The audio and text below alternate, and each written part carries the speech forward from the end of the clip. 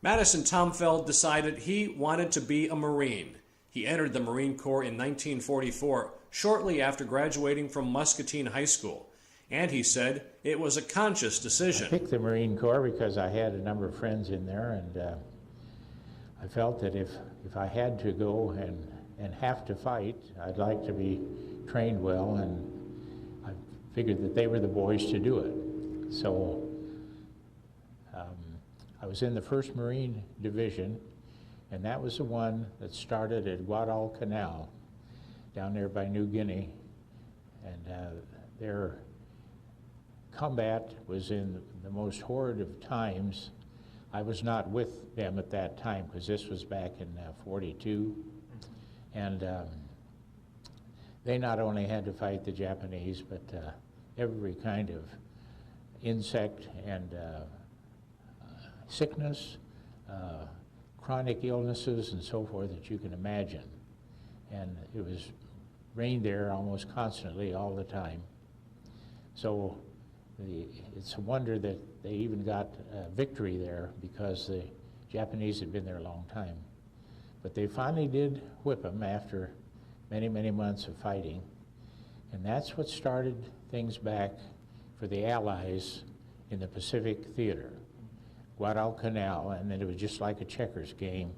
You went on, you know, to the Marshall Islands and places like Eniwetok, Tarawa, and if you see a broad map of the South Pacific, you can just see how because they were strictly an amphibious group, and I was in the infantry part. I was supposed to have had radio training, but the class filled up before I spent 90 days on mess duty at the Marine Depot in San Diego, waiting for this radio school.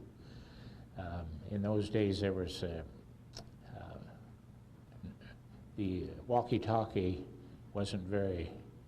hadn't been with us very long, and it was not too reliable in some instances. For instance, if you had a big hill between you and the receiver, it was very difficult to get to them. So radio and telephone was still the main source of communication. But we're getting away from the subject now, but those are the years that I spent in the Corps. Tomfeld and his unit were to be assigned to the Pacific Theater in late 1944. We debarked from San Diego on a troop ship. It was about 1,800 people, and at that time they were made by a man that when the war was over, he made Kaiser and Fraser cars, but he built a lot of these troop ships, and they were made just for that. And our troop ship spent Christmas in Pearl Harbor, anchored right next to the Arizona, which was there leaking much oil, much more than today. And so it was pretty melancholy Christmas for us. And getting out on the deck and singing some Christmas carols in the dark because there was no lights allowed, you know, in those days. But we had no idea which way we were headed, and we had been trained at Camp Pendleton in California for 12 weeks there, and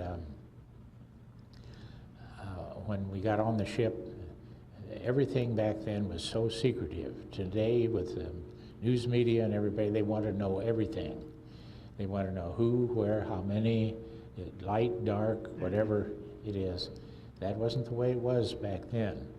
And I give that a lot of credit for a lot of surprise attacks and victories by the Allied forces, because the enemy sure wasn't telling you what they were going to do.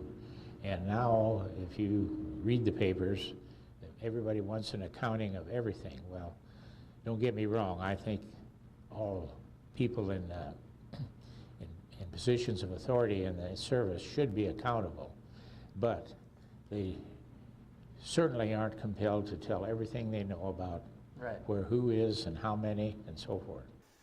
Tomfeld was shipped from San Diego to Saipan in the Mariana Islands, a Japanese stronghold. And we got in there before it was over and got in on some of the action, which was very hot and heavy, and the 2nd Division was the other Marine division there, and there was an Army unit there. I can't remember the number of it, but it was soon secured. Mm-hmm. But there were many troops of Imperial people out in the jungle that didn't get the word, and wherever you went, you had to carry a firearm because you never knew if you were going to be attacked singly or with a small group or what, and that lasted for quite a while.